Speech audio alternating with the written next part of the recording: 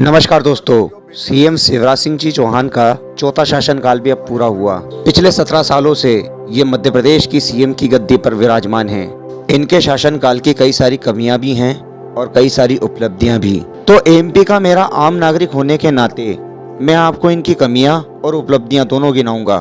तो वीडियो की शुरुआत में मैं आपको बता देता हूँ कि ना तो मैं बीजेपी का कट्टर सपोर्टर हूँ और ना ही आलोचक, और ना ही मैं ये वीडियो कांग्रेस को बढ़ावा देने के लिए बना रहा हूँ। So this video will be based on knowledge and education purpose, not for promotion of politics। तो आइए फिर शुरू करते हैं। तो नमस्कार दोस्तों, मेरा नाम है अनिल कुमार जाटव और जुड़ चुके हैं आप इन्फॉर्मेटिव एवरीथिंग के साथ। तो आइए सबसे पहले हम बेसिक जान लेते हैं शिवराज सिंह चौहान जी के बारे में। तो इनका जन्म सीहोर जिले के एक छोटे से गाँव बुधनी में हुआ था। साल था 1959 का। हालांकि अब बुधनी एक शहर है और एक विधानसभा क्षेत्र भी। 1977 में ये आरएसएस में शामिल हो गए।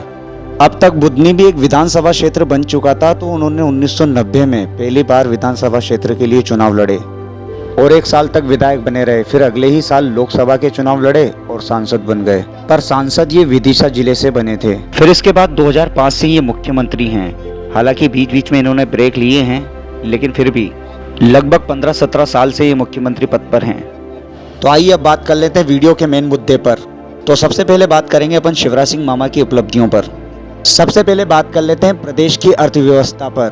प्रदेश की अर्थव्यवस्था मुख्यतः कृषि के ऊपर आधारित है, इसलिए उतनी वृद्धि नहीं है जितनी की होनी चाहिए इतने बड़े प्रदेश होने के नाते। साल 2005 में जब मामा सीएम बने थे, तब हमारी प्रदेश की अर्थव्यवस्था यानी कि जीडीपी थी 10,44,000 करोड़ रुपए की, जो कि नो डाउट 2023 में बढ़कर के हो गई है 13,87,000 करोड़ की, जो कि एक कृषि प्रधान होने के नाते सामान्य मान सकते हैं या फिर सामान्य से थोड़ा सा ज्यादा मान सकते हैं।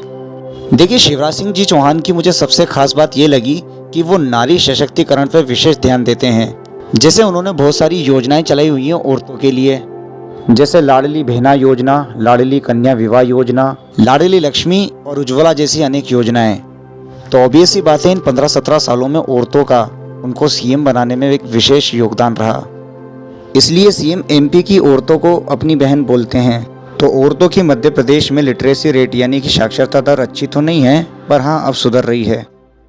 पहले के मुकाबले मध्य प्रदेश जैसे बड़े राज्य में रेप केस भी अब कम रिकॉर्ड किए जा रहे हैं। तो ऐसा कहा जा सकता है कि शिवराज के शासनकाल में औरतों के हालात काफ़ी हद तक सुधरे हैं।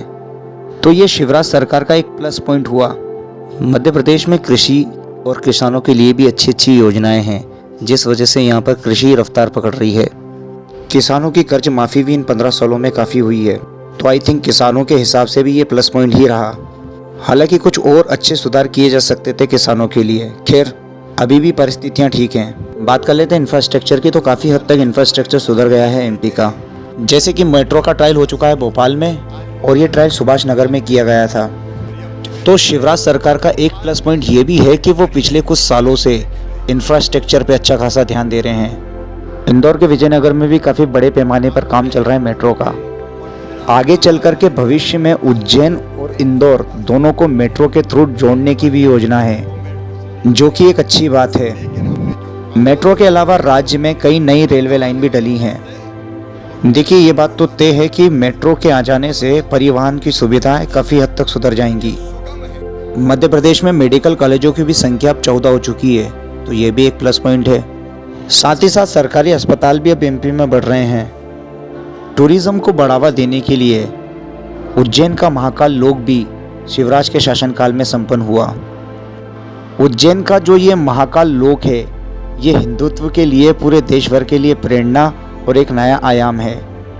वैसे तो और भी उपलब्धियां रही हैं शिवराज सरकार की।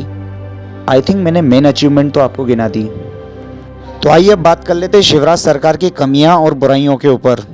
इससे पहले मेरी आपसे रिक्वेस्ट रहेगी कि वीडियो को पूरा जरूर देखें, तभी आपको पूरी इन्फॉर्मेशन मिल पाएगी।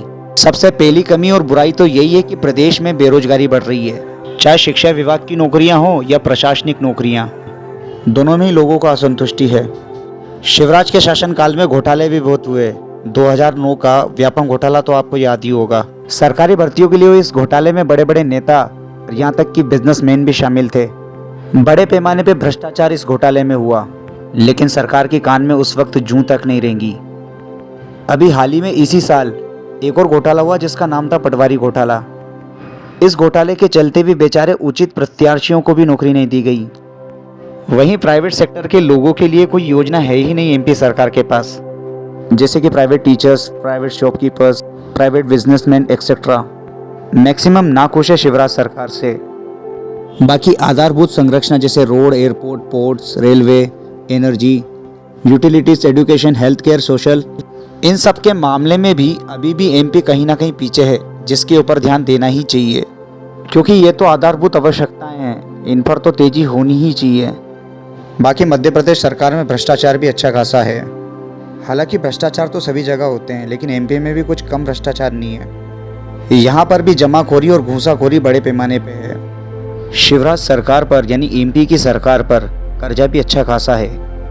ये कर्जा लगभग 3.5 लाख करोड़ रुपए का है, जो कि एमपी को टॉप 10 कर्जदारों की लिस्ट में ले आता है।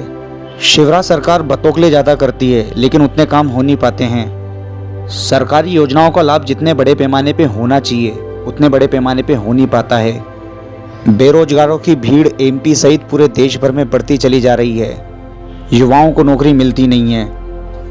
इन सभी परिस्थितियों के बावजूद शिवराज सरकार लाडली बहना योजना के नाम पर फ्री की रेवड़ी बांटते फिर रहे हैं। इससे कई गुना ज़्यादा अच्छा हुआ कि औरतों को इंडिपेंडेंट बनाया जाए, क्योंकि चंद पैसों की मदद सिर्फ टेम्पररी जो ज़रूरतें हैं उनकी पूर्ति करती हैं। परमानेंट फाइनेंशियल सपोर्ट पाने के लिए स्किल डेवलपमेंट प्रोग्राम जरूरी हैं। कौशल विकसित होने के बाद औरतें अपने दम पे काम करेंगी। आई थिंक ये बेस्ट होगा। बाकी डेमोक्रेसी और लोकतंत्र का दूसरा नाम ही परिवर्तन है, और सही कहूँ तो 15 सालों तक इनकी सरकार थी तो जनता पक गई है अब इनसे। अब तो परिवर्तन चाहिए ही चाहिए। तो ये तो रही मेरी आज की पेशकश शिवराज सिंह चौहान के शासनकाल के ऊपर। यदि आपको मेरा काम पसंद आया तो प्लीज़ इस वीडियो को ज़्यादा से ज़्यादा शेयर करें, लाइक करें, सब्सक्राइब करें और मुझे सपोर्ट करते रहें। धन्यवाद दोस्तों।